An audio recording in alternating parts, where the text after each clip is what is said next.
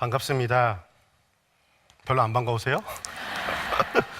저는 부산 영도에서 왔습니다. 처음에 섭외 전화를 받고 과연 제가 이 자리에 설 자격이 있나 고민을 많이 했습니다. 하지만 또 하나님께서 이 다니엘 기도회에 저를 세워주신 이유는 뭔가 또 이유가 있어서가 아닐까라는 생각이 들었고요. 아까 찬양을 하면서 하나님께서 저를 목회자로 불러주셨던 그때의 그 말씀이 다시 기억나게 해주셨습니다. 그 말씀이 뭐였냐면요, 사랑하는 민교야, 이 세상 사람들은 내가 보이지 않기에 나를 믿으려고 하지 않는다. 그러니 너가 나를 대신해서 내가 살아있다는 것과 또 나의 사랑을 전해주면 안 되겠니? 그리고 이 세상에는 민규 너처럼 힘들고 아파하는 사람들이 너무 많단다. 그들에게 다가가서 나의 사랑을 전해주면 안 되겠니? 라고 하셨던 그 말씀이 다시 생각이 나면서 오늘 깨달았습니다. 제가 다니엘 교대를 왜 서게 됐는지요. 다시 저에게 하나님께서 저를 목회자로 부르셨다는 그 사명을 다시 한번 일깨워주기 위해서 그러신 것이 아닌가라는 생각이 듭니다. 사랑하는 여러분, 힘들고 어려운 가운데 신앙생활 하시기 참 힘들고 어려우시죠?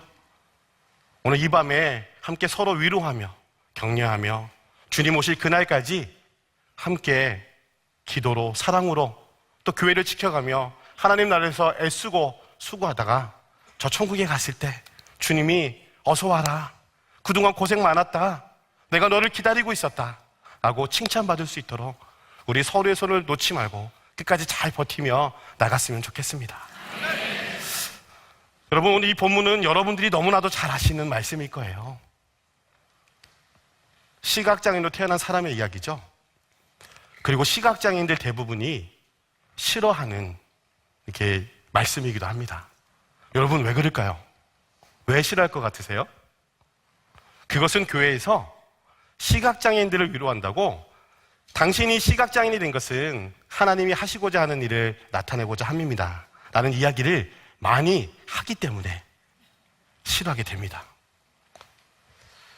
여러분, 우리도 당신이 고난받고 어려운 가운데 있는 것이 하나님의 하시는 일을 나타내고자 함입니다라고 한다면 여러분들은 얼마나 이 이야기를 듣고 수긍할 수 있으세요?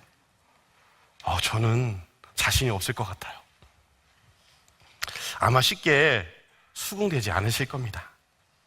이것은 믿음이 없어서가 아니라 우리의 삶 가운데 뜻하지 않은 일들이 많이 일어나고 그 일 때문에 힘들고 아파하는 경우가 많기에 머리로는 이해가 되지만 가슴으로까지 내려오는 게 쉽지 않습니다. 하지만 신자는 그 안에서 하나님의 섭리를 발견하고자 애를 쓰고 기도하며 하나님의 뜻이 어디에 있는지 구하는 사람입니다. 그러기에 어렵고 힘들 때, 그런 상황이 닥칠 때 더 간절히 구하고 더 간절히 찾습니다. 저는 충남 서천에서 태어났습니다. 동생과는 3살 터울인데요. 동생이 태어날 때가 지금도 생생하게 기억이 납니다. 3살 터울인데 워낙 그때 그 어렸을 때에 그게 참 인상에 남았었나 봐요. 방천정에 하얀 천을 길게 내렸는데 그 긴 천을 엄마가 양손으로 잡고 입에는 하얀 천을 물고 막 소리를 지르고 있는 거였어요. 근데 그 옆에는 장구와 깽가리를 치는 사람들이 있었고 그 옆에서 저희 할머니는 그 리듬에 맞추어 춤을 추고 있었습니다. 구슬한 것이죠. 저희 할머니가 무당이셨거든요. 그래서 저도 구슬하면서 태어났다고 합니다. 그리고 저희 엄마는 태어날 때부터 많이 아프셨어요. 저희 외할머니가 저희 엄마를 임신하고 산에 나무를 하러 갔다가 헛것을 봤는지 그 자리에서 너무 놀래가지고 잘못되어서 뇌전증이 생겼다고 합니다. 그래서 결혼을 안 하려고 했었대요. 그런데 저희 막내 이모 할머니가 우리 조카 중에 결혼하는 조카가 있는데 그 조카랑 결혼하면 좋겠다고 이 5일장 때 항상 한산에 있는 그 장을 가는데 갈 때마다 저희 막내 이모 할머니를 만나게 돼서 거기서 저희 엄마에게 얼마나 잘해주는지, 이렇게 잘해주는 집이라면 내가 한번 시집을 가볼까? 결혼을 해볼까 생각을 해봤다고 합니다. 또 저희 아버지는 월남전에 참전하셨었는데 그 포상금을 받았었거든요. 근데 받은 그 포상금으로 집안에 빚이 많아서 그 빚을 다 갚아주다 보니까 정작 본인이 가질 돈이 아무것도 없었던 거예요. 무일푼으로 살다 보니 얼마나 그 삶이 힘들었겠어요. 그래서 매일 술로 사셨어요. 왜 아버지들은 자꾸 술을 먹고 괴롭히는지 모르겠습니다. 술을 드시면 곱게 드시면 좋은데 술만 드시면 잠이 들 때까지 엄마와 저희를 계속 괴롭히는 겁니다. 밥상을 들러엎고 때리고 심지어는 잠도 안 재고요. 하루도 조용할 날이 없었습니다. 근데요, 지금까지 제가 조금 이해가 안 되는 게 하나 있어요. 그게 뭐냐면요, 밤새도록 그렇게 괴롭히다가요 갑자기 찬송가를 부르는 거예요. 여러분들 이해가 되세요? 그것도 어떤 찬송가냐면요, 천부여 의지없어서 손 들고 옵니다, 이걸 막 부르는 거예요. 그 어린 마음에 아니 이게 도대체 무슨 상황이야? 정말 이해가 되지 않았어요. 너무 술을 많이 드시고 괴롭히니까 하루는 제가 술 먹고 잠들어 있는 아빠를 보면서 이런 기도를 한 적이 있어요. 하나님은 전지전능한 분이라고 들었는데, 하나님 또 보니까 성경을 보니까 사자들의 입도 봉했다고 하셨는데 우리 아빠 술 좀 못 먹게 제발 좀 입 좀 봉해주세요, 막 이렇게 간절하게 기도했었거든요. 제가 좀 성경 공부를 한 것 같죠? 참 그렇게까지 기도했었어요. 그리고 제 위에 어릴 때 누나가 한 명이 있었어요. 근데 제가 태어나기도 전에 이렇게 먼저 죽었다고 들었습니다. 저는 그래서 아파서 죽었다고 들었는데 나중에 고모한테 들으니까요, 아파서 죽은 것이 아니라 저희 엄마가 뇌전증이 있잖아요. 그 누나를 포대기에 업고 길을 가다가 쓰러졌는데 그만 그때 깔려 죽었다는 거예요. 그러다 보니 첫 딸을 낳고 우리 아빠는 너무 행복하고 좋았는데 그 딸이 아내가 뇌전증으로 발작을 해서 길에 쓰러져 있어서 어느 누구도 그것을 구해주지 못해서 죽은 거에 너무 슬프셔서 낙심도 많이 됐었고, 그래서 술을 많이 드셨다는 이야기를 들었습니다. 참 부모님의 힘든 삶의 이야기를 들어보니 참 마음이 아팠습니다. 아빠가 왜 그렇게 술을 드셔야 했는지, 또 평생 고쳐지지 않을 병을 안고 살아야 하는 우리 엄마는 삶이 얼마나 고단했을까라는 생각이 들었습니다. 그리고 제가 10살 때 아빠의 직장 문제로 서울로 전학을 왔습니다. 동네에 참기름을 파는 할머니가 계셨는데요, 어찌나 우리 형제하고 우리 어머니에게 잘해주시는지 교회를 안 가면 안 되는 상황이 된 거예요. 자꾸 교회를 가자고 전도를 하시는 거예요. 근데 사실 제가 고향에서 교회를 다녔었거든요. 그런데 저는 니에 살았어요. 혹시 니라고 아시는 분 계세요? 그럼 연식이 좀 있으신 분이신데, 저도 어리지만 시골이 워낙 깡촌이었기 때문에 니에 살았단 말이에요. 그러면 읍에 있는 녀석들이 항상 뭐라고 하는 거예요. 야, 너네 동네에 교회 가지 왜 읍에 있는 교회 오냐, 이 촌놈아 하면서 얼마나 괴롭히고 약 올리는지요. 그래서 속된 말로, 요즘 애들 말로 교회를 끊어버렸어요. 열받아가지고. 그런데 이 할머니가 너무 잘해주시니까 교회를 안 갈 수가 없는 거예요. 어떡하겠습니까? 엄마는 자꾸 가라고 등 떠밀었는데 안 갈 수도 없고, 엄마는 가야 되는데 엄마는 안 가시는 거예요. 지금 생각해보면 엄마가 뇌전증이 있으셨기 때문에 사람들 앞에서 발작을 하면 안 되니까 저희들을 보낸 것 같아요. 그래서 교회를 갔습니다. 그런데 깜짝 놀랐습니다. 예배를 드리는데 검은 안경을 낀 분이 이렇게 단에 올라오셔서 마이크를 이렇게 딱 잡고 위치를 맞추시더니 설교를 하시는 거예요. 그래서 제가 속으로 참 예의가 없네. 어떻게 하나님 앞에 예배 드리는데 선글라스 끼고 예배를 드리지? 근데요, 그게 한 분이 아니라 세 분이나 검은 선글라스를 끼고 다니시는 거예요. 순간 충격받았어요. 그래서 내가 여기 못 올 때 온 거 아닌가, 잘못 온 거 아닌가 되게 조마조마했었거든요. 근데 나중에 알고 보니까 19살 때 화공약품 폭발로 전신 화상을 입으셔서 목사님이 중도에 실명을 하셨다는 거예요. 그 나머지 전도사님 2분도 똑같이 중도 실명을 하셔서 검은 선글라스를 끼고 다니셨다는 겁니다. 저는 전래동에서 나오는 신봉사 얘기만 들어봤지 시각장애는 그때 처음 봤거든요. 정말 신기했어요. 그리고 참 희한한 건 뭐냐면요, 여러분 앞이 안 보이는데 얼마나 힘들고 어렵겠어요. 근데 항상 웃음이 떠나지 않는 거예요. 그리고 늘 즐겁게 사시는 그 모습을 보면서 제가 너무 감동을 받았어요. 그래서 정말 이분들이 믿는 하나님이라면 뭔가 다른가 보다. 왜냐면 저의 가정은 늘 항상 우울했거든요. 항상 언젠가 뭔 일이 터질 것 같이 늘 긴장 속에 살았는데 교회에만 오면 너무나도 다른 세상인 거예요. 그래서 내가 본 목사님 내가 본 전도사님들의 하나님이라면 나도 믿어보고 싶다는 생각이 들었습니다. 그래서 교회를 열심히 다녔습니다. 전도사님의 말씀도 귀에 쏙쏙 들어오고 교회 형, 누나, 또 친구, 동생들이랑 노는 것도 너무 좋았고요. 그리고 모든 예배를 마치고 집에 갈 때면 교회에 더 있고 싶어서 울었습니다. 혹시 여러분 교회에 더 있고 싶어서 울어본 적 있으세요? 저는 그랬어요. 그리고 저에게는 간절함이 있었습니다. 아버지가 술을 안 먹고 엄마의 지병이 치료되어서 두 분이 교회를 가는 거였습니다. 그래서 교회를 열심히 다니면 하나님께서 저를 어여삐 봐주셔서 나의 기도 제목을 다 들어주시겠지 하는 생각에 교회에서 드리는 예배와 기도회, 수련회와 부흥회를 전부 다 참여했고요. 전심으로 기도했습니다. 그런데 제게 촉이 있습니다. 학교 가기 싫은 날이 간혹 있는데요. 그런 촉이 올 때면 집에 무슨 일이 꼭 생기더라고요. 그날도 촉이 왔어요. 그래서 엄마에게 엄마, 나 오늘 학교 가기 싫어. 오늘 좀 기분이 안 좋아. 그랬더니 엄마가 뭐라고 말씀하시냐면 아들, 무슨 소리야. 걱정하지 마. 괜찮을 거야. 학교 가. 하시는 거예요. 저는 엄마의 기쁨이 되고 싶었기 때문에 엄마의 말을 잘 들어야 했기에 학교에 갔었습니다. 그런데 학교에 있는 내내 마음이 편치 않았어요. 그래서 학교가 마치자마자 집으로 얼른 달려갔습니다. 그런데 집 주변에 사람들이 막 모여서 웅성웅성 하는 거예요. 아니, 이거 뭐야? 도대체 뭐지? 그런데 이웃 아주머니가 저에게 그러시는 거예요. 민규야, 큰일 났어. 너희 엄마가 쓰러졌다. 얼른 병원에 가봐라. 큰일 났다. 그러시는 거예요. 저는 그래서 도저히 믿어지지가 않아서 집 안으로 막 들어갔어요. 집 안으로 들어가서 방문을 여니까 방에 피가 흥건한 겁니다.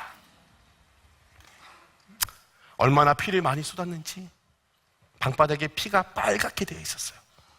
아직도 그 상황이 저에게는 계속 남아있어요.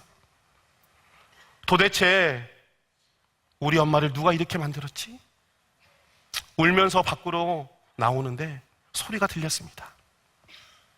아빠가 점심을 먹으러 왔다가 엄마랑 싸움이 났는데 엄마가 홧김에 화장실 옆에 있는 제초제를 마셔버린 거예요. 근데 너무 많이 마셨나 봐요. 병원에 가서 중환자실에 있는 엄마를 보니까 엄마 입술이 검게 타 있었어요. 그리고 숨을 쉴 수가 없으니까 호흡기를 낀 채 의식 없이 누워 계셨습니다. 왜 하필 우리 집에 이런 일이 일어났지? 얼마나 울었는지 몰라요. 그때 제 나이가 14살이었거든요. 제가 감당하기에는 너무나 힘든 일이었습니다. 그래서 하나님 앞에 이렇게 따졌습니다. 하나님은 도대체 뭐 하시는 분이지? 내가 이렇게 기도하며 매달렸는데 내 기도가 부족했나? 내가 예배를 잘못 드렸나? 내가 뭘 잘못했으면 나에게 벌을 내리시지 왜 하필 엄마지? 하며 원망이 한없이 쏟아졌습니다. 그래서 하나님 앞에 이렇게 간절히 기도했어요. 하나님, 우리 엄마 좀 살려주세요. 바라는 거 하나 없어요. 우리 엄마만 살려주세요. 내가 커서 효도할 수 있게 제발 살려주세요. 살려주셔야 해요. 엄마의 정신이 돌아오길 바라며 중환자실 복도에서 안절부절 못하며 간절히 기도했습니다. 그런데 하나님이 제 기도를 들어주셨을까요? 엄마는 열흘 후에 우리를 두고 세상을 떠나셨습니다. 정말 미치도록 슬펐습니다. 아무리 힘들어도 그렇지 우리를 남겨두고 어떻게 그런 행동을 할 수 있지? 엄마가 이렇게 우리를 남겨두고 무책임하게 죽는단 말이야? 슬픔도 슬픔이지만 엄마에 대한 배신감에 몹시 화가 났습니다. 근데 여러분, 너무 갑작스럽게 일어난 일이다 보니까요, 우리 엄마가 죽었다는 게 믿어지지가 않았어요. 화장을 하고 유골이 나오는데 엄마가 얼마 전에 넘어져서 머리를 크게 다쳤거든요. 근데 병원을 안 가는 거예요.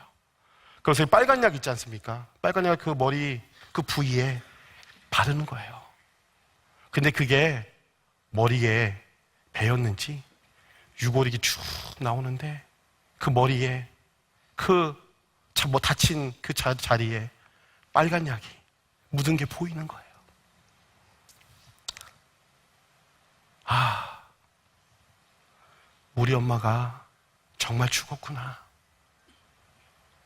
현실로 느껴졌습니다. 이제 나는 어떻게 살아야 하지? 내가 믿었던 하나님은 정말 살아계신 게 맞나? 하나님에 대한 원망에 너무 혼란스러웠습니다. 그리고 장례를 다 마치고 주일이 되어 교회에 갔습니다. 그랬더니 목사님께서 이러시는 거예요. 민규야, 너희들이 신앙생활도 잘하고 너희 형제들이 착하니까 아빠랑 같이 고향에 내려가면 교육이며 여러모로 환경이 좋지 않을 거니까 너희들이 좋다고 하면 우리가 너희들을 키워줄 테니 우리랑 함께 있자라고 하시는 거예요. 그래서 저는 너무 기뻐서 아빠한테 가서 막 신나게 이야기를 했어요. 그랬더니 아빠가 그러시는 거예요. 야, 나 혼자 고향에 내려가면 못 살아. 죽을 수밖에 없어. 그러니 너희랑 함께 같이 가야 돼. 내가 술을 안 먹고 너희들 교육도 잘 시킬 테니까 아빠랑 같이 고향에 가자라고 하는 거예요.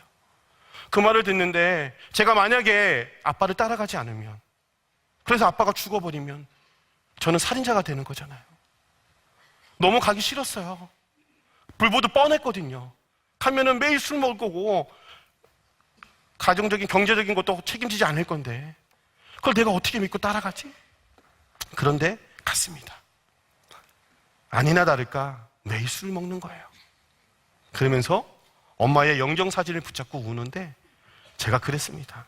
아, 있을 때 잘하지 이제 와서 그렇게 후회한들 무슨 소용이 있냐고요 하면서 정말 어이없다고 아빠에게 화를 냈었습니다. 그러다 어느 날 저에게 또 학교 가기 싫은 촉이 오는 거예요. 근데 하지만 이제는 선생님의 말씀도 잘 들어야 했고 또 선생님과 학교를 잘 다니기로 약속을 했기에 학교를 가야겠다 마음을 먹었고 아빠도 미웠거든요. 그래서 그냥 학교에 갔습니다.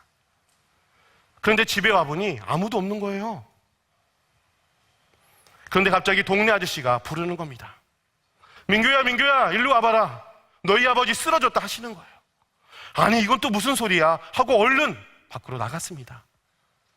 그랬더니 마을에 잔치가 있었는데 그 잔치집에서 아빠가 술을 먹다가 갑자기 쓰러져 의식을 잃고 리어카에 실려온 것입니다. 아빠를 방에 뉘었는데 아무런 의식이 없었습니다. 이렇게 있으면 아빠가 그냥 죽겠다 싶었지만 미성년자 16살 때거든요. 제가 할 수 있는 게 아무것도 없었어요. 그래서 친척 아저씨한테 울면서 전화했습니다. 아빠 좀 살려달라고. 아빠가 지금 의식이 없다고.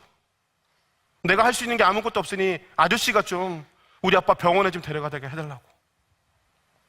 그런데 돌아온 대답은 네 아버지가 깨어나면 똥오줌을 받아내야 될 건데 너희들이 할 수 있겠어? 너희들이 학교 다니면서 이 일들을 감당할 수 있겠냐고. 지금 병원에 가면 반신불수가 될 게 뻔한데 야, 네 아버지가 너희들에게 해준 게 뭐가 있냐? 그냥 죽게 내버려둬 하시는 거예요. 순간 그 이야기를 듣는데 제 길을 의심했습니다. 그리고 너무 비참했어요. 그래서 마지막으로 또 울면서 하나님 앞에 기도했습니다. 하나님, 엄마 때는 그렇다고 칠게요. 미워도 아버지잖아요. 나에게 남는 건 아버지 하나뿐인데 이 아버지마저도 죽으면 나는 누구를 의지하고 삽니까? 하나님, 아무것도 바라지 않을게요. 우리 아버지만 좀 살려주세요. 하나님 정말 부탁드려요. 제가 아무것도 바라지 않고 시키는 거 다 할게요. 제발 좀 살려주세요. 이렇게 간절히 구했거든요. 여러분, 이번에는 하나님이 제 기도를 들어주셨을까요? 결국 아빠는 보름 후에 돌아가셨습니다. 너무나 비통하고 너무나 고통스러웠습니다. 도대체 하나님은 뭐 하시는 분인지 도대체 이해가 되지 않았습니다. 장의사 아저씨가 저를 위로한다고 이렇게 말씀하시더라고요. 아들이 마지막 아버지에 가는 그 길을 염을 것도 좋은 일이니 민규야, 같이 염을 하자. 그래서 제가 처음으로 사람의 시체를 닦았어요. 그리고 저희 아버지를 화장을 했는데, 화장을 하고 이제 묘에 납골당에 모셔야 되잖아요. 그런데 친척 아저씨가 중간에 가다가 차를 세우는 겁니다.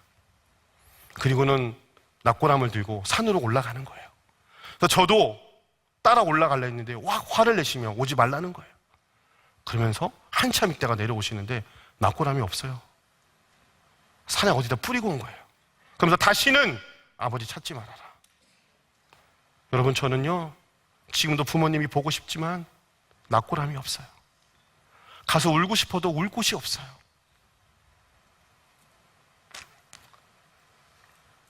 우린 이렇게 고아가 되었고 지옥 같은 나날이 계속되었습니다. 그래서 결심했습니다. 그냥 동생과 죽는 것으로요. 이렇게 아프고 힘들게 살아서 뭐 하겠나. 고아가 되니까요 사람들이 너무 안 좋은 편견으로 저를 바라보는 거예요. 그리고 저희들의 얘기를 듣지 않고요, 뭐 말만 하면 애비 없는 후레 자식 놈들.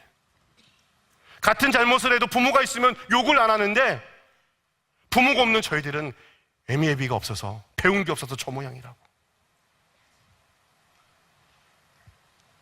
너무나도 힘들었어요.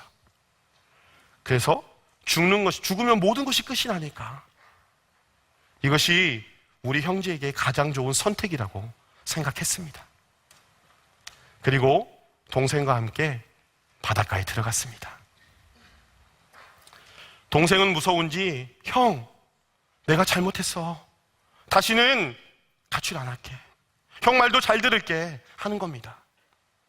하지만 저는 이미 죽기로 마음먹었기 때문에 동생의 그 말에 휘둘리지 않았습니다. 그리고 동생 손을 잡고 더 깊이 들어갔습니다. 그런데 그때 환한 빛이 비치면서 음성이 들려오는 것 같았습니다. 사랑하는 아들 민규야. 순간 잘못 들었다고 생각했습니다. 그런데 또 음성이 들려오는 겁니다. 사랑하는 아들 민규야, 왜 죽으려고 하니? 저는 막 따졌습니다. 아니, 제 삶을 보세요. 제가 죽지 않고 살 수 있겠어요? 정말 신은 살아계신 게 맞나요? 내가 이렇게 힘들고 어렵고 지금 비참하고 기도를 해도 아무런 응답이 없는데 내가 어떻게 이 세상을 살아갑니까? 내가 기도해도 당신은 아무런 말도 하지 않잖아요. 다시 또 소리가 들려옵니다. 사랑하는 아들 민규야, 죽지 말아라. 내가 너를 사랑한다. 내가 힘들고 아플 때 함께 했었다. 나도 같이 울고 아파했다. 나는 너를 사랑한다. 사랑? 웃기지 마세요. 그걸 지금 나에게 말이라고 하는 거예요? 당신이 정말 나를 사랑한다면 내 기도를 들어줬어야죠. 안 그렇습니까, 여러분? 말로만 하는 건 필요 없어요. 그렇게 실랑이를 하다가 어느 순간 제가 두려움이 들었는지 밖으로 나오게 되었어요. 제가 제 삶이 너무 힘들어서 자살 시도를 3번 했거든요. 근데 사람이 죽는 게 그리 쉽지는 않더라고요. 그리고 생각했습니다. 살라고 하는 건 뭔가 뜻이 있어서가 아닐까. 죽으려고 바닷가에 간 용기로 산다면 어떻게든 살지 않을까 싶었습니다. 그래서 돈을 벌기로 결심했어요. 그래서 이것저것 안 해본 일이 없습니다. 도둑질 빼놓고는 다 해본 것 같아요. 돈 벌어서 동생에게 고기도 사주고 친구들에게 막 술도 사주고 막 하니까 제 주변에 사람들이 모이기 시작하는 거예요. 인정해주기 시작하는 거예요. 그리고 막 자꾸 저를 찾는 거예요. 그러다 보니까 이 돈이 주는 힘이 엄청난 거예요. 그러니 하나님을 떠나서라도 잘 살 수 있다는 확신이 제 안에 생긴 거죠. 저는 그래서 무신론자가 되기로 결심했거든요. 그리고 누군가가 저에게 전도하면요, 야, 이 사기꾼 놈들아, 내가 교회도 안 가고 하니까 돈도 모이고 이렇게 행복하고 사람들이 나를 인정해주기 시작하는데 내가 굳이 왜 시간을 내서 교회 가서 헌금을 하고 봉사를 하고, 당신들은 얼마나 기도를 많이 응답받았는지 모르겠지만 나는 응답받은 게 하나도 없거든? 나는 하나님이 없다고 결론을 내렸으니 다시는 나에게 교회 가자고 하지 마, 이 사기꾼들아 하면서 화를 내며 하나님을 부정했었습니다. 돈도요, 짧은 시간이지만 많이 벌어봤어요. 쓸 만큼 쓰고 직장 생활하면서 한 3년 만에 3, 4천을 모았으니까요. 근데 돈은 잠깐이더라고요. 대기업을 다녔었는데 그 회사가 부도가 난 거예요. 그래서 서울에 있는 동생한테 갔습니다. 그러다가 예전에 알고 지냈던 모교 친구와 연락이 끊겼었는데 다시 연락이 된 거예요. 그러면서 담임 목사님을 만나게 된 거예요. 그 시각장애인 목사님을 만나게 된 거죠. 제가 신앙생활 안 하고 있다는 걸 아셨나 봐요. 저를 보시자마자 하시는 말씀이, 민규야, 다시 신앙생활 시작해야지 하시는데, 목사님이 저희 두 형제를 얼마나 사랑해 주시는지 알잖아요. 그래서 거절할 수가 없었어요. 그래서 다시 교회를 다니기 시작했고요, 콜링을 받아 신학교에 다녔습니다. 그러면서 하나님을 떠나 살았던 잘못된 것들을 회개하고 모든 것을 내려놨어요.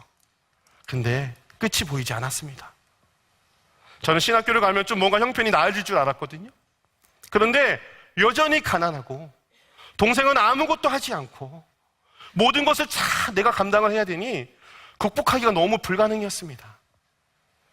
그래서 어느 날 학교 수업을 마치고 충무로역에서 지하철을 기다리는데요, 한 발 뒤로 물러나라는 안내방송이 들렸습니다. 그때 문득 지하철이 들어올 때 내가 머리를 집어넣으면 죽겠지? 그러면 모든 것이 끝나겠지? 그래, 머리를 집어넣자라는 생각이 들었습니다. 지하철이 점점 다가오고 경고음이 크게 들리는데 제가 머리를 집어넣었습니다. 정신을 차리고 보니까 아직 살아있었습니다. 제가 머리를 넣는 순간 누군가가 저를 뒤에서 확 잡아당기는 것 같았어요. 그 누가 잡아당겼지 하고 제가 뒤를 돌아봤거든요. 근데 제 주위엔 아무도 없었어요. 충무로가 환승역이잖아요. 다 자기 갈 길이 바빴던 거죠. 그런데 그때 제가 죽음을 직면했습니다. 사랑하는 여러분, 기독교는 어떤 종교죠? 대부분 많은 분들이 기독교는 사랑의 종교라고 이야기합니다. 근데 그 사랑의 완성이 뭐예요? 죽음입니다. 제가 그 죽음을 직면한 거예요. 그러다 보니까 우리가 늘 교회에서 들었던, 예수님이 날 위해 죽으셨어, 나는 죽은 죄인이야, 저는 이게 그냥 수학 공식처럼 느껴졌지 제가 죽을 죄인처럼 느껴지지 않았거든요. 입으로는 고백했지만 내가 정말 죽을 죄인인가 깨닫지 못했던 거죠. 그랬던 제가 죽음을 직면하고 보니까 내가 어떤 사람이라는 것을 깨닫게 되었습니다.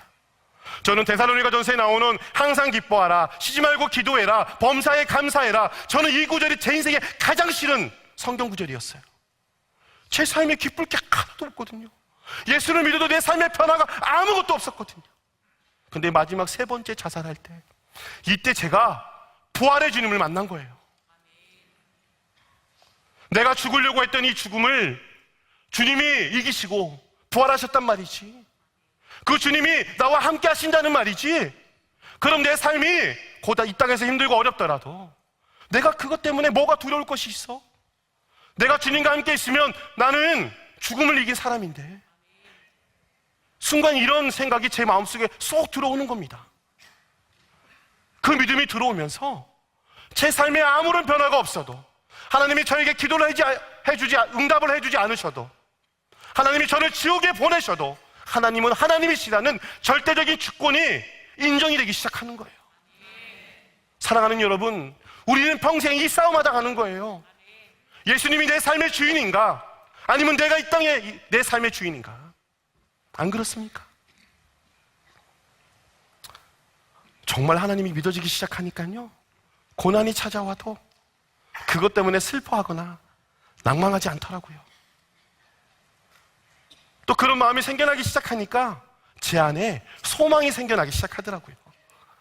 부활의 주님을 만나고 나니까 제 마음에 여러 욕구의 방들이 채워지고요, 항상 허전했던 부모의 방이 채워지는 거예요. 주님의 방이 채워지면 비록 작은 다른 방들이 채워지지 않아도 주님으로 만족하는 생활을 할 수 있게 되는 것이거든요. 이것을 체험하고 고백하면서 왜 기독교가 부활의 신앙을 가져야 되는지 깨닫게 되었습니다.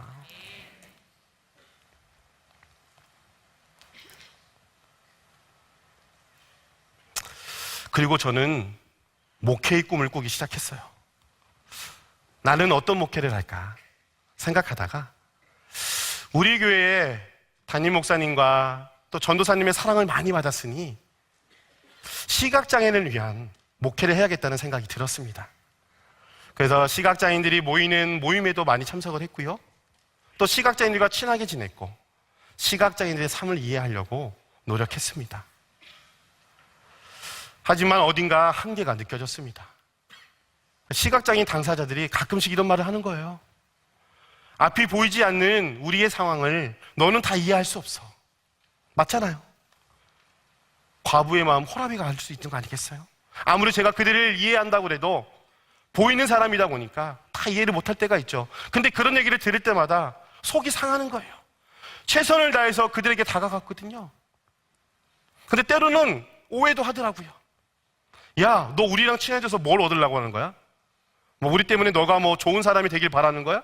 여러 가지 이야기들도 많이 했었어요. 그래서 제가 기도했어요.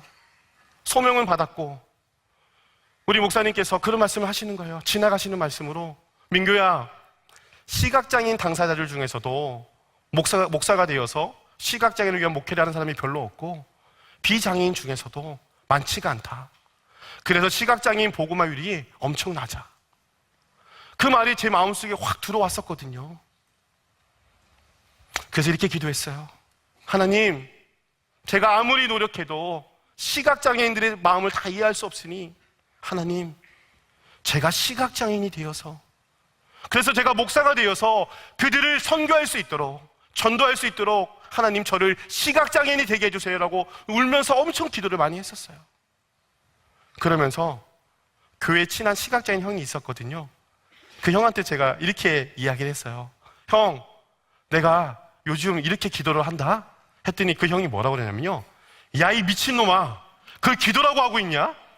야, 너가 시각장애인이 되면 우리는 누가 도와주냐? 그리고 너도 도움을 받아야 되잖아. 기도를 해도 어떻게 그런 기도를 하냐, 이 또라이야 하는데. 그 말이 좀 맞는 것 같더라고요. 그래서 제가 어떻게 기도를 했냐면 기도의 제목을 바꿨죠. 하나님, 그렇다면 제가 시각장애인이 될 수가 없으니까 시각장애인 자매를 만나게 해주세요. 그렇게 기도를 했어요. 그래서 하나님, 시각장애인 선교를 잘할 수 있도록 신앙 색깔도 맞고 대화가 잘 되는 그런 자매를 만나게 해주세요. 학교를 다니는 중이어서 이제 제가 동호회를 들어가 보지 못했는데 제가 이제 가입해 있는 시각장애인 동호회가 있거든요. 그 방학 때 내가 들어가 보았는데 이 동호회가 좀 시끄러운 거예요. 그래서 상황을 좀 알아보려고 운영자인 자매에게 전화를 했어요. 그래서 상황이 어떻게 되는지 물어본다고 전화를 했는데 말을 하다 보니까 서로의 일상생활과 또 신앙의 간증에 대한 이야기를 자연스럽게 하게 되었습니다. 근데 그 자매가요, 간증을 하는데 참 제가 그 간증을 듣고 많이 울었어요. 24살에 이제 완전히 실명을 한 거죠. 기도로 고쳐보겠다고 기도원에 들어가 10년 동안 하나님께 매달렸다는 거예요. 그리고 그 과정 속에서 또 수술 후유증으로 많이 힘들고 어려운 과정이 있었는데 공황장애, 위무력증, 우울증이 몰려와 살아도 사는 게 아니었다고 하더라고요. 그 이야기를 들었는데 얼마나 눈물이 나던지. 또 그리고 그렇게 막 기도하면서 뜨겁게 막 기도하다 보니까 어느 순간 손바닥이 끈적끈적거리더래요. 그리고 이제 땀이 나니까 닦았는데 나중에 알고 보니까 너무 열심히 간절하게 손바닥을 쳐서 손바닥이 갈라져 피가 나온 거예요. 눈이 보였으면 좋겠으니까요. 뭐 서로 이런 간증 이야기, 제 살아온 간증 이야기 쫙 하다 보니까 자매에게 마음의 문이 확 열리기 시작하는 거예요. 그래서 이젠 때가 됐다 생각해서 아내에게 사귀자고 먼저 말을 건넸습니다. 그런데 그 자매는 웃으면서 그러는 거예요. 저는 나이가 많아요 하는 겁니다. 그래서 제가 아니 나이 많은 게 뭐가 중요한가요? 서로 마음이 맞는 게 중요하죠. 안 그렇습니까 여러분? 아니에요? 나이를 중요하게 보시나 봅니다. 그래서 제가 자꾸 얘기를 했더니 자매가 자기는 나이가 많다고 안 된다는 거예요. 그래서 제가 물었죠. 도대체 얼마나 차이 나냐? 혹시 5살? 6살? 7살? 여러분 퀴즈 한번 내볼게요. 제가 저희 아내랑 몇 살 차이 났을 것 같으세요? 몇 살이요? 10살? 9살? 땡입니다. 13살이라고 얘기하시는 분은 새롭게 하소서를 보셨나 봅니다. 13살 차이였어요. 제가 그때 깨달았어요. 자매랑은 전화통으로는 절대 사귀면 안 된다. 목소리를 들었는데 전혀 13살 차이처럼 안 느껴지는 거예요. 그래서 저는 연상도 좋아했기 때문에 5살이면 되겠지 싶었는데 아닌 거예요. 그런데다가 남자가 한번 말을 뺐는데 다시 주워 담으면 안 되잖아요. 그리고 저는 이 자매가 아니면 결혼을 못할 거란 생각이 너무 많이 들었어요. 그래서 아내에게 막 얘기를 했어요. 나는 자기가 없으면 안 될 것 같다고. 근데 이렇게 될 수 있었던 것은 제가 그동안 지독한 그 고난 속에서 나를 점검하고 긴 터널을 나와 하나님을 만나니 자매의 장점이 보이기 시작하는 겁니다. 자매의 부족한 것이 나에게 있고 나의 부족한 것이 자매에게 있어 서로 보완이 되는 거였어요. 그래서 이 자매랑 살면 전혀 문제가 없을 거라 생각이 들었거든요. 그래서 저는 막 신이 나서 목사님 저 결혼할 여자 생겼어요 막 얘기를 했거든요. 그리고 뭐 성도님들에게도 막 얘기를 해서 저 결혼할 여자가 생겼다고. 근데 시각장애인 우리 담임 목사님이 그러시는 거예요. 민규야 너 시각장애인이고 사는 게 얼마나 힘든 건 줄 아냐? 너 옆에서 도와주는 그거하고는 전혀 다른 문제야. 잘 생각해봐 하시는 거예요. 근데 제가 한참을 설득했죠. 그랬더니 알겠다고 하셨어요. 그리고 이제 저는 동생한테 이야기를 했죠. 형이 사랑하는 여인이 생겼다. 근데 이 여인이 아니면 나는 결혼 안 할 거다. 그랬더니 형이 좋으면 됐지. 형의 선택이니까 형의 결정에 따를게 아주 쿨하게 하더라고요. 그래서 약간 반대가 없어서 이건 뭐지? 약간 좀 그랬어요. 그런데 더 날린 건 자매 집안이었어요. 난리가 났어요. 아버님을 뵀거든요. 장인어른을 뵀는데 저를 딱 보시면서 하시는 말씀이 이거는 신앙적으로는 내가 이해가 되는데 상식적으로는 이해가 안 돼. 그러니까 호적도문 들고 와. 가족 관계 증명서 가지고 와봐. 그러시는 거예요. 그런데다가 또 자매의 남동생이 서울에 올 일이 있어 왔는데 와서 저를 만나면서 물어보는 거예요. 혹시 한번 결혼한 거 아니에요? 혹시 숨겨놓은 애는 있는 거 아니에요? 얼마나 집요하게 묻는지요, 세상에. 계속 물어보면 저 결혼 안 하려고 그랬어요. 열받아가지고. 막판에는요, 제가 그 다음날 부산으로 이렇게 처갓집 식구들을 만나러 가야 됐거든요. 그래서 이제 얼른 집에 가서 잠을 자고 서울역에서 이제 부산을 가야 되는데 자기랑 잠을 자재요. 이거 또 뭐야? 하고 또 같이 잠을 잤네요. 그래서 나중에 결혼하고 알고 보니까 혹시 잘 때 잠꼬대로 혹시 다른 여자 이름을 부르진 않을까? 숨겨놓은 애의 이름은 얘기하지 않을까 싶어서 잠버릇까지 다 봤다는 거예요. 제가 너무 놀랐어요. 그러면서 이 동생이 그러는 거예요. 평생 누나가 혼자 살 줄 알았는데 이렇게 결혼을 한다니 도저히 믿겨지지 않는다고 막 울먹거리면서 이야기를 하더라고요. 게다가 비장애인이며 젊은 남자가 결혼하겠다고 하니 자기 가족들은 많이 놀랐다는 겁니다. 드디어 우리는 모든 이상한 소문을 다 헤쳐나오고 2009년 1월 10일에 많은 사람들의 축가 속에서 결혼을 했습니다.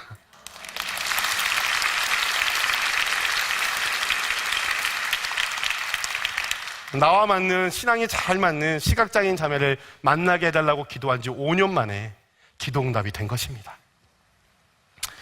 장애인하고 사는 게 힘든 것이 아니라 서로가 서로의 부족함을 채울 수 있는 사람을 만나면 서로 보완이 되기 때문에 어떤 사람이든 행복할 수 있어요. 이거는 장애인하고 결혼해서 사는 사람들만 해당되는 것이 아니라 결혼을 하려고 하는 특히 청년들, 배우자를 고를 때 백설공주, 백마탄 왕자 없어요, 이 세상에. 나에게 부족한 것이 채워지는 그런 자매와 그런 형제를 만나면 하나님이 맺어주신 짝이에요. 해 아래 새 것 없습니다.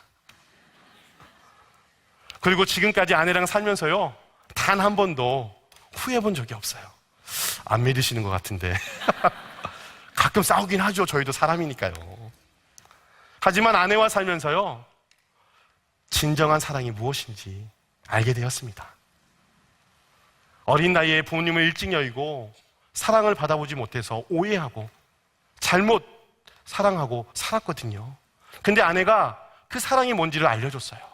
그리고 결혼을 통하여 진정한 예수님의 사랑도 경험했습니다. 요즘 비혼주의자들이 참 많은데요, 우리 그리스도 안에서도요, 여러분 결혼하셔야 하나님의 사랑, 예수님의 사랑을 알 수 있어요. 꼭 결혼하시길 바라요. 그리고 저는 2022년 1월 2일에 흰열교회를 개척했습니다. 개척 멤버도 없고요, 가진 것도 아무것도 없었어요. 코로나 끝물이었잖아요. 그래서 막 교회를 막 알아보러 다녔어요. 그런데 너무 비싼 거예요. 그리고 교회라고 하면 임대를 주지 않는 거예요. 부격자를 그만두고 한 번 더 부격자 생활을 해야 되나? 아니면 개척을 할까? 정말 고민이 많았거든요. 그래서 또 기도도 했어요. 하나님, 아내가 개척하라고 하면 하나님의 뜻으로 알고 개척하겠습니다. 왜냐하면 여러분 잘 아셔야 되는 게요, 개척할 때 사모님이 오케이 안 하면 개척할 수가 없어요. 그때부터 반대면요, 인생이 피폐해집니다. 그래서 정말 기도했어요. 왜냐하면 저희 아내는 이성적인 사람이고요, 논리적인 사람이에요. 저는 감성적인 사람이거든요. 도저히 현실을 봤을 땐 개척을 허락할 사람이 아니었거든요. 근데 개척을 하라는 거예요. 깜짝 놀랐죠. 그래서 아내의 마음이 얼른 변하기 전에 막 찾아보러 다녔던 거였어요. 근데 좌절의 연속이었죠. 근데 아는 동생 목사가 이러는 거예요. 형, 개척을 하려면, 개척은 버티는 싸움이니까 개척비용이 최대한 적게 드는 개척을 해야 된다고. 쉐어할 수 있는 공간을 찾아보라 하는 거예요. 그래서 제가 쉐어할 수 있는 공간이 어디가 있을까? 카페도 찾아보고 교회도 찾아봤는데 교회는 예배당을 공유해 주는 데가 없더라고요. 너무 막막했었어요. 근데 이 동생이 이제 전화가 와서 묻는 거예요. 또 다시. 형, 용도도 괜찮아요? 용도도 좋지. 그랬더니 잠깐 있어봐요 하고 또 전화를 끊고 전화가 또 오는 거예요. 30분 만에 예배당을 찾았다는 거예요. 거기가 지금 제가 3년째 함께 예배드리고 있는 일상으로 교회라고 영도에 있는데 고신집 교회예요. 저는 통합측이거든요. 그러니까 시원은 쉽게 말하면 이런 예배당을 오전에는 본교회가 쓰고요, 저희 흰열교회가 2시에 예배를 드리는 거예요. 유럽이나 이런 곳은 그렇게 하고 있잖아요. 그러니까 저는 이제 아무것도 없으니까 할 수 있는 게 그거밖에 없는데 그걸 해주게 돼서 저는 국내 최초로 돈 한 푼 안 들이고 몸만 들어가서 개척을 했답니다. 인테리어도 다 돼 있어요. 음향도 다 돼 있어요. 영상도 다 돼 있는 거예요. 와, 이게 도대체 뭐지? 저희 아내가 놀랬어요. 왜냐하면 개척을 한다고 하면 한 몇 달 걸리겠지. 준비하는 과정들이 필요하잖아요. 근데 제가 부교육자 사임한 지 2주 만에 바로 설립 예배를 드렸으니까요. 그러니까 저희 아내가 막 놀라는 거죠. 참, 그렇게 교회를 개척했어요. 그래서 저희 교회는 어떤 교회를 할까, 지향을 할까 고민하다가 요즘 혼자 사는 분들이 많잖아요. 그래서 저희는 교회가 성도를 책임지고 성도가 교회를 책임지는 책임 있는 공동체를 하자고 얘기를 했어요. 그리고 그 지향점에 따라 지금 교회를 세워가고 있는데, 시간이 돼서 한 명 한 명 모이기 시작하는데 청년들이 오기 시작하는 거예요. 그래서 그 청년들과 함께 지금 예배를 드리고 또 신앙생활을 하고 있어요. 근데 참 희한한 게요, 모태신앙들이 오는데요, 진짜 아무것도 못해요. 와, 놀랬어요. 그러니까 부모님 따라 어쩔 수 없이 교회는 갔었는데 교회에 대한 걸 아무것도 모르는 거예요. 헌금이 뭔지, 예배가 뭔지, 기도가 뭔지도 아무것도 모르는 사람. 그리고 코로나 핑계로 이제는 본교회를 떠나서 딴 데로 가려고 했던 사람들. 아니면 예전에 교회를 다녔었는데 지금은 잠깐 쉬고 있는 그런 청년들을 만나게 된 거예요. 저는 처음에는 그 아이들을 다 본교회로 돌려보내려고 했었어요. 근데 안 가려고 하더라고요. 그리고 또 집이 멀기도 해서 갈 수도 없었고, 그 아이들을 데리고 하나하나 예배가 뭔지, 찬양이 뭔지, 기도가 뭔지 막 이렇게 가르치는데요, 어떨 때는 목사님 왜 이렇게 설교가 길어요? 왜 이렇게 본문이 길어요? 정말 이스라엘 백성 같은 거예요. 미치겠어요. 그렇게 1년, 2년, 3년을 지나고 이제 조금 눈이 뭉쳐지기 시작했어요. 목사님이 원하고 목사님이 하시는 성경적인 교회가 뭔지를 이제 조금 알 것 같아서 이제 마음을 모으고 시작하고 하나하나 하게 됐거든요. 그리고 개척을 해보니까요, 저는 개척교회 목사님들이 하시는 말씀들이 거짓말인 줄 알았어요. 일주일 내내 목사님 교회 아무도 안 옵니다. 파리만 봐도 반갑습니다. 이 말이 저는 농담인 줄 알았거든요.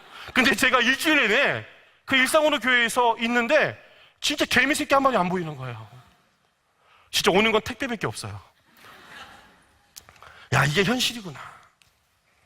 참. 근데 어느 날 서울에서 신학 공부를 하는 저희 제자 전도사에게 전화가 온 겁니다. 시각장애가 있다 보니까 사역을 나가지 못해서 많이 고민 중에 있었던 거죠. 다른 동기들이나 선배나 후배들은 다 교육전도사로 나가는데 본인은 계속 지금 학부부터 신대원까지, 신대원 3학년 1학기 마칠 때였거든요. 불러주는 곳이 없으니까 고민이 많았던 거예요. 그래서 신대원 3학년 2학기는 휴학을 해야겠다고 연락이 온 겁니다. 혼자서 얼마나 고민을 했을까 마음이 아팠습니다. 그래서 제자에게 처음에는 교수를 시키려고 그랬어요. 왜냐하면 목회자는 좀 어려울 수 있으니 우리 한국교회에 장애인이 담임 목사로 청빙되는 거 별로 없기 때문에, 그래도 이론적인 교수를 할 수 있으면 가능하기 때문에, 그래서 교수를 시키려고 학부 들어갈 때부터 독일어를 열심히 공부시켰어요. 그런데 여러분도 아시다시피 코로나19가 터졌잖아요. 그러니까 교환학생 프로그램이 중단이 돼버린 거예요. 그리고 그 독일에 있는 학교에다가도 이메일을 넣었는데 오는 건 좋은데 그다음부터는 네가 알아서 해야 된다. 근데 결혼도 하지 않았으니까 할 수가 없는 거죠. 참 막막하더라고요. 그래서 제가 저희 전도사에게 제안을 했습니다. 너가 지금 사역이 없어서 너의 부르심에 대한 흔들림이 있을 수 있으니까 우리 교회 와서 함께 사역을 하자. 개척한 지 이제 얼마 되지 않았지만 우리 교회 와서 함께 교회를 세워가는 것도 의미가 있지 않겠냐. 앞으로 우리가 시각장애인을 위한 선교를 할 건데, 시각장애인 중심인 선교를 할 건데 시각장애인 당사자인 너가 있으면 너무 좋지 않겠냐. 계속 설득을 했어요. 처음엔 안 온다고 그러더라고요. 그래도 너가 마지막으로 사역의 현장에서 사역을 해보고 그래도 기쁨이 없으면 그때 그만둬라 하고 불렀어요. 그래서 2022년 9월 25일 흰율교회 전도사로 부임을 했습니다. 그리고 교육자 회의를 하면서 앞으로 목회를 하려면 설교를 해야 하는데 설교에 참고할 만한 도서들이 있냐라고 물으니 목사님 거의 없어요 그러는 거예요. 순간 충격을 받았어요. 아니, 지금 기독교 도서가 얼마나 다양하게 출간되고 있는데 시각장애인이 읽을 수 있는 책이 없다니, 이게 말이 되냐?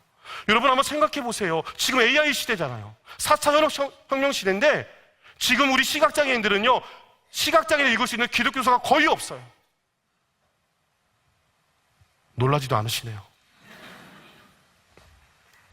그리고 목회자들이 설교를 준비하려면 주석을 봐야 되거든요. 근데 성경 주석도 없는 거예요. 양육과 교양책들도 거의 없고요. 앞으로 우리 전도사님이 40년 이상을 목회를 해야 되는데 설교 준비가 안 되고 양육이 안 된다면 이거는 말도 안 되는 일이잖아요. 어느 정도냐면요, 히브리어 문법책이라는 게 있어요. 우리 신학생들은 헬라어 히브리어를 통과해야지만 졸업할 수 있거든요. 근데 이게 70년대에 만들어진 그 책만 있다 보니까 우리 전도사님이 같은 학우들하고 공부를 할 수 없는 거예요. 그래서 조교와 따로 한 거예요. 70년대 그때 만들어진 딱 한 권 외에는 지금까지 만들어진 책이 없는 거예요. 히브리어는요. 헬라어도 마찬가지고요. 그뿐만이 아니에요. 시각장애인 성도님들이 저희 교회도 있었잖아요. 청년들이 물어봤어요. 양육을 어디까지 해봤니? 목사님, 한 번도 양육을 받아본 적이 없어요. 충격이었습니다. 그리고 시각장애인 대부분들도 물어보니까 양육을 받아본 사람이 별로 없는 거예요. 또 시각장애인 아동이나 청소년들도 교단 총회에서 공과가 나오잖아요. 그 공과가 제작되어 나오지 않으니까 활용할 수가 없어서 성경 공부나 공과를 할 수가 없는 거예요. 특히나 비장애인 교회 다니는 시각장애인 성도들은요, 더 많이 방치되어 있는 거예요. 저는 사실 저희 아내가 폰으로 열심히 책을 읽었기에 왜 기독교 도서를 안 읽냐고 막 뭐라 한 적이 있어요. 그랬더니 아내가 그러더라고요. 기독교 책은 읽을 게 없어. 근데 아내의 말은 제가 대충 흘려들었는데, 저희 전도사님의 이야기를 읽고 진짜 국립장애인도서관과 점자도서관에 우리나라에 39개가 되거든요. 거기 검색을 했더니 책이 없는 거예요. 옛날 책만 있고요, 이단 사이비 책만 가득하고요, 신간은 거의 없는 거예요. 그래서 제가 우리 전도사님에게 이랬어요. 전도사님, 그럼 우리가 시각장애인을 위한 기독교 전문 도서를 데이지로 만들어보자. 이 데이지는 전자도서거든요. 음성과 점자가 동시에 출력되는, 우리로 쉽게 말하면 이북인 거예요. 이게 있으면 점자책처럼 부피가 큰 책을 안 들고 다녀도 휴대폰이나 PC나 점자 정보 단말기를 통해서 어디를 다니더라도 책을 읽을 수가 있어요. 이거를 지금 일반 도서는 많이 만들어줘요, 대기업들이. 근데 기독교 도서는 아무도 안 만들어주는 거예요. 그래서 이거를 만들기 위해서 어떻게 할까 고민하다가 플랫폼을 먼저 만들어야 되겠다. 그래서 시각장애인들이 쉽게 화면 낭독 프로그램이라는 프로그램이 있거든요. 소리로. 그걸 통해서 들어올 수 있도록 만드는 웹 접근성 웹사이트를 만들어야 되겠다 싶어서 저희가 이제 그걸 어떻게 만들까 하고 이제 지인들을 통해서 알아봤어요. 근데 개발비가 2천만 원이 든다는 거예요. 개척한 지 1년도 안 된 교회가 재정도 없는데 그 얘기를 듣는데 너무 좌절이 되더라고요. 그런데 이렇게 고민하고 있을 때 이 사역을 잘 아시는 지인들이 SNS에 펀딩을 한번 해보라고. 그래서 글을 올렸는데 여러분, 2달만 만에 금액이 다 모였습니다.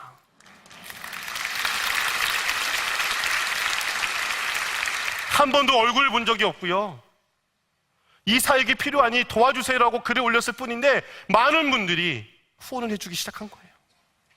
정말 꿈을 꾸는 것 같았어요. 이제는 콘텐츠가 필요하잖아요. 플랫폼이 있으니까요. 그래서 저자와 출판사를 무조건 찾아다녔습니다. 이 사역을 알리고 원고 기부를 요청했던 것이죠. 그런데 출판사에서는 자꾸 검증을 요구하는 거예요.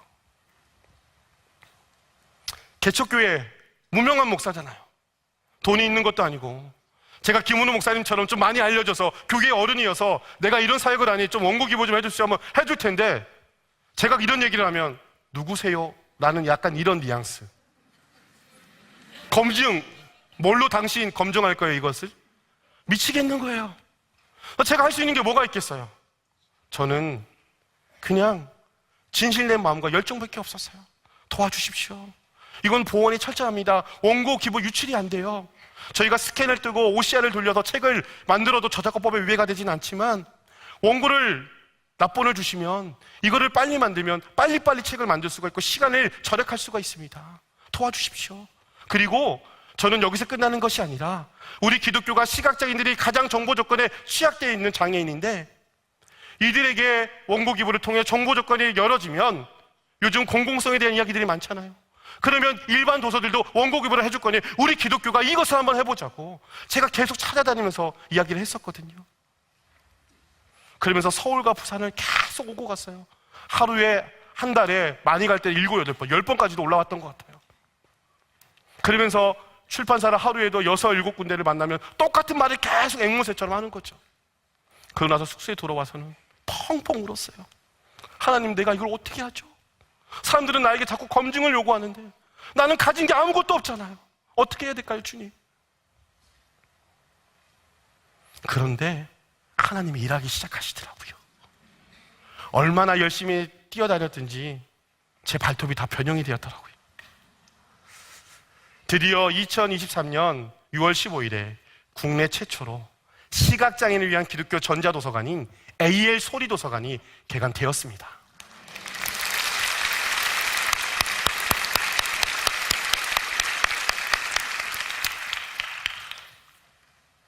처음에 50권을 제작하여서 업로드하였는데요. 개관 날로부터 지금까지 매주 5권 내지 10권씩 신작 도서가 올라갑니다. 지금은 1년 반이 됐거든요. 500권이 넘는 데이지 도서가 제작되어 있습니다. 또 종교음악과 큐티 음성 도서도 제작하고 있고요. 또 시각장애인들, 기독교인들, 음악인들을 위해서 음악 점자 악보도 지금 만들어서 보급하려고 준비하고 있습니다. AL 소리도서관은 100% 후원으로 운영되고 있습니다. 많은 사람들이 선순환이 돼야 되고 정부 지원을 받아야 이 사역을 감당할 수 있을 건데 왜 100%로 후원을 받냐고 많이들 물어보세요. 근데 여러분도 아시겠지만 정부 지원을 받으면요, 특정 종교의 도서를 만들 수가 없어요. 만들 수가 없어요. 그리고 실적이 중요하다 보니까 이용자가 적은 기독교 도서는 거의 만들어주지 않는 거예요. 그리고 2단 사이비 도서도 제작 의뢰가 들어오면 제작을 해야 돼요. 왜냐하면 정부는 신천지나 하나님의 교회도 기독교거든요. 그러면 저희가 처음에 기도하고 이 사역을 하려고 했던 설립정신과 안 받는 거잖아요. 그렇기 때문에 어렵지만 100% 후원을 받아 도서관을 운영하고 있습니다. 그리고 이번에 우리가 9월 2일이죠. 국내 최초로 손으로 보는 AL 촉각 성경 지도를 만들었습니다. 여러분들은 성경 지도 딱 구글에 검색하시면 딱 뜨잖아요. 그리고 성경책에 보면 지도가 다 있잖아요. 우리 시각장애인들은 지도가 없었어요. 시각장애인들은 이제 그 지도 내용이 글자나 구두로만 전달되는 정도였거든요. 그런데 시각장애인 목사님들이 경로를 필요로 하는 설교를 할 때면 지도가 없으니 얼마나 어려웠겠습니까? 그래서 제가 어느 한 시각장애인 목사님 사모님에게 그동안은 어떻게 하셨냐고 물어본 적이 있는데요. 그때 하시는 말씀이 뭐라고 하시냐면 그냥 손바닥에 그려줬죠 하시는데 참 마음이 아팠습니다. 그래서 제가 촉각 성경 지도를 꼭 만들어야겠다고 생각했습니다. 그래서 지도를 만들었고 전국에 있는 시각장애인 목사님들을 모시고 시연회를 했어요.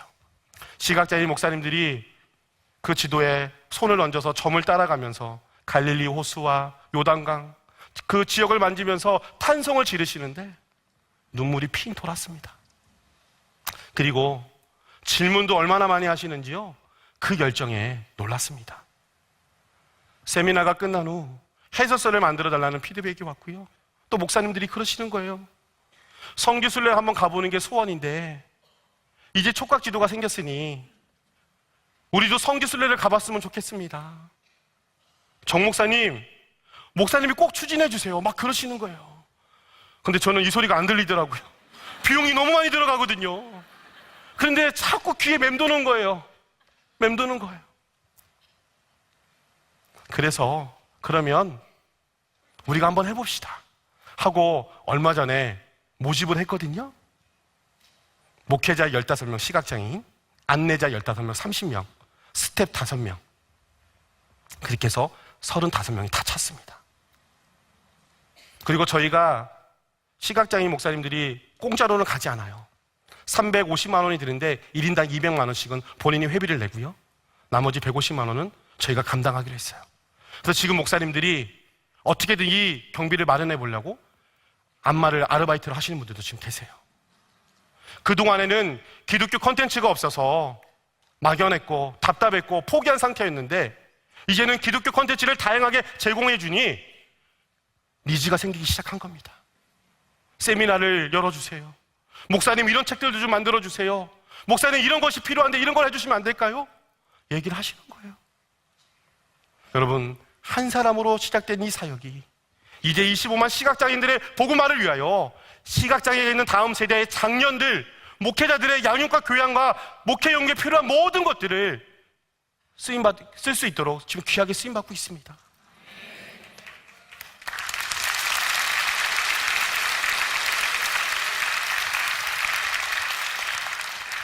여러분, 제가 책을 왜 만드는 줄 아세요? 책은 장애가 없어요. 건물의 구조나 사회적 시스템을 바꾸려면 오랜 시간이 걸리지만 책은 우리가 보는 책을 똑같이 만들어주거든요. 그러면 시각장애인들이 다른 사람의 도움 없이 책을 읽을 수가 있어요. 점자가 어려운 분은 음성으로 읽으면 되고요. 점자가 되는 분은 점자를 읽으면 돼요. 장애인 중에서도 복음화율이 가장 낮은 장애인이 아까 초반에도 말씀드렸다시피 시각장애인이에요. 40년 전이나 지금이나 복음화율이 1% 미만이라고 합니다. 너무나도 마음이 아파요. 여러 여건 때문에 복음화율이 낮을 수도 있지만 저는 책이 없어서라고 그래요. 생각합니다.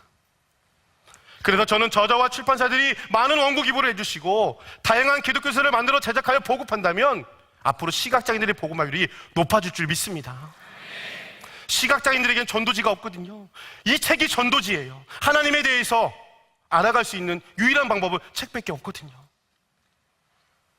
여러분, 요즘 제가 출판사를 많이 돌아다니다 보니까요, 우리에게 꿈미도 있는데요, 기독교 출판사들 많이 어렵더라고요. 왜 그런 줄 아세요? 우리가 책을 안 읽어서 그래요. 책 좀 읽어야 돼요.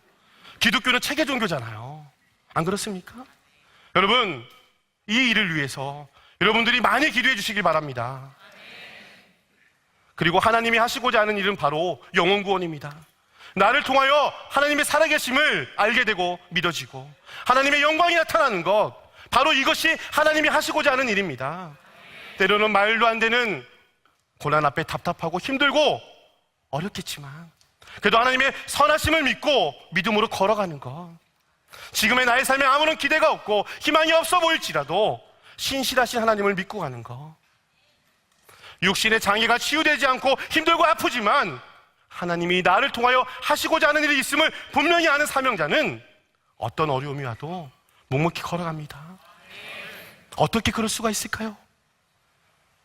그것은 진정한 메시아 예수 그리스도를 만났기 때문입니다. 오늘 본문의 시각장애인은 예수님을 진정으로 만나기 전에는 자신의 장애가 부모나 자기의 죄, 아니 조상의 죄인가 하며 운명처럼 받아들이고 살았는지 모르겠지만 예수 그리스도를 온전히 영접하고 그분을 알게 되면 자신의 장애를 넘어 새로운 삶을 살게 되는 새로운 신비가 펼쳐지거든요. 그래서 그 삶을 포기하지 않습니다. 하나님은 분명한 목적이 있으세요. 나를 통하여 죽어가는 사람들을 살리고 하나님의 자녀가 되게 하려고 우리를 부르셨다는 거예요. 그리고 믿는 사람에게는요, 마음의 평안이 있어요. 여유가 있어요. 그래서 우리는 예수님을 삶의 주인으로 모시고 살아야 합니다. 저는 교회 간판도 공간도 없어요. 그런 개척교회 목사예요. AL 소리도서관도 책을 만들려면 한없이 많은 비용이 들어갑니다. 하지만 두렵거나 낙심하지 않아요. 하나님이 이 일을 해가실 것이라고 믿기 때문입니다. 여러분, 주님께 이 모든 것들을 맡겨봅시다. 자, 저와 함께 한번 따라서 한번 외쳐볼까요? 자막 준비되셨죠? 안 되셨나요? 전 한번 따라해 보세요. 나는 하나님이 하시고자 하는 일을 나타내는 사명자야. 지금 내 눈앞에 많은 어려움이 있지만 하나님이 주시는 평안이 더 크고 놀라워. 이 평안함으로 교회와 가족과 이웃을 살리며 주님께 한 것 없이 나아갈 거야. 아멘.